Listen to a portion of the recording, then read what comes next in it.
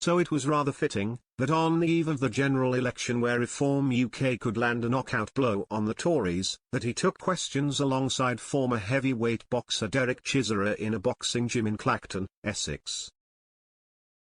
For much of his political career, Nigel Farage has been throwing jabs and hooks at the Conservative Party.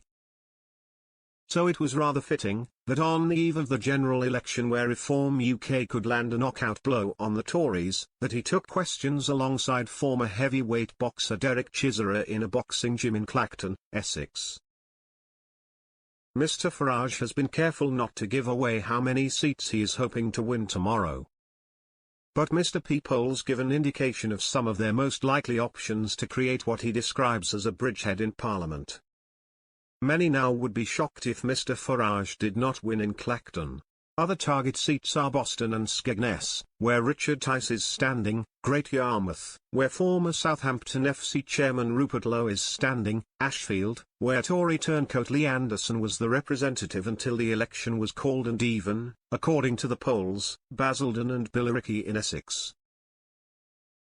The last seat feels more optimistic, but it indicates how the political landscape in Britain is changing. Reform UK fancy their chances in both traditional Conservative and Labour heartlands.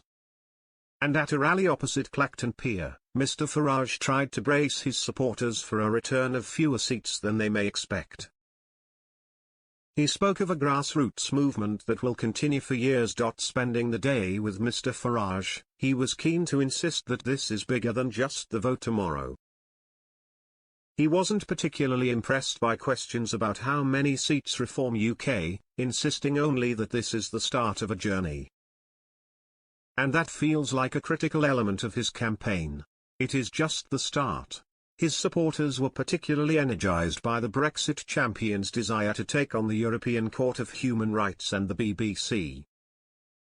Key to building Reform UK's support will be avoiding the scandals that have befallen some of their candidates.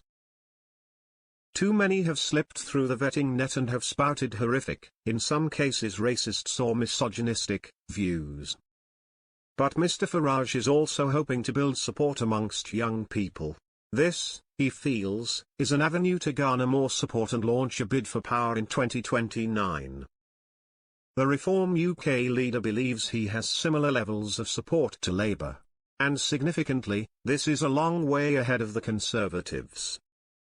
So this is a potential watershed moment for the Tories, as they face severe opposition from a significant part of the electorate.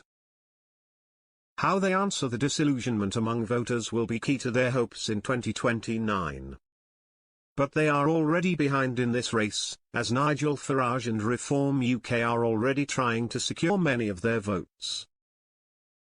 That was one of the striking things about the rally opposite Clacton Pier tonight.